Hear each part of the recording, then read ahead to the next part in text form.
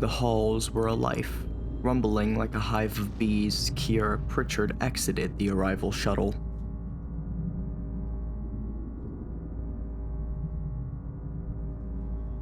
Fresh out of the academy, she found the security area herself.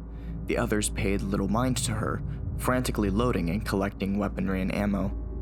Kiera didn't know what to think. Perhaps this was normal. The sinking feeling in her stomach threatened to paint what she saw in a new light, but she had always been an optimist, and thus kept it down. With little other reason than to follow the others, Kiera began to look for her own ammo and weapons. She was given a pistol and a few magazines of rubber bullets before her departure. She was only able to find a few more magazines of the same, and one of proper bullets, and no other weapons. It was then when her curiosity and anxiety was quelled. The Syndicate had sent a message. There was no ultimatum, no negotiation. It was just war. Despite this, she knew her duty as an officer and continued to look for equipment and prepare for the incoming firefight.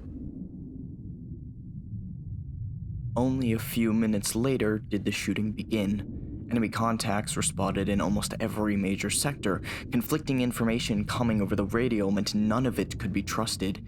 Kiera and a few others left the security offices and proceeded into the rotund that lay directly south.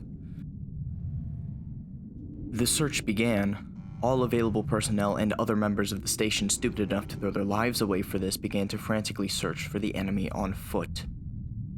The stench of bodies was unmistakable. Bright fires were broken out in several hallways. The radios were alight with yells, orders, and reports all contradicting each other. Order had been lost, but that could always be restored. Kiera couldn't help those who were burning in front of her. She didn't know what to make of it, such feeling of helplessness. While she was patrolling, she saw flashes of light. There was a member of security locked in combat with one of them. Contact, contact, contact. She raced forward, firing her pistol into the body of the enemy who had been paralyzed from the disabler. She felt something grow inside her, seeing how many were dead because of people like him. She got up close, beating him, swearing, yelling, pouring her anger into the void of violence until...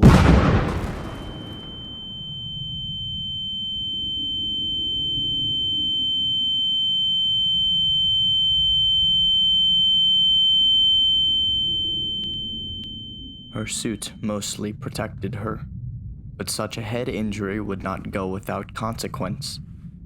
She rolled out the remaining flame, reprimanding herself for such non-thinking.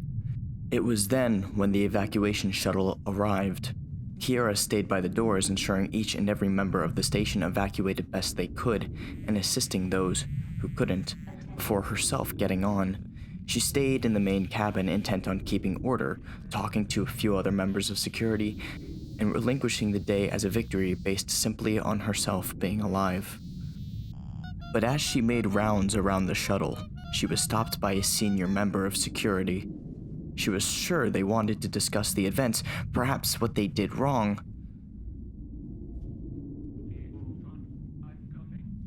CENTCOM sends their regards. If she had been able to process more than the searing stabbing pain all across her body, she may have been more accurate in her firing pistol back, but she missed and crawled into the security room where she lay there, choking on her own blood as members of security she served with gathered around, staring at her. Why weren't they helping her?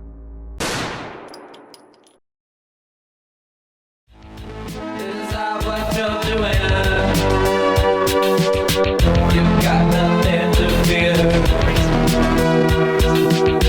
In a little while we'll be silent.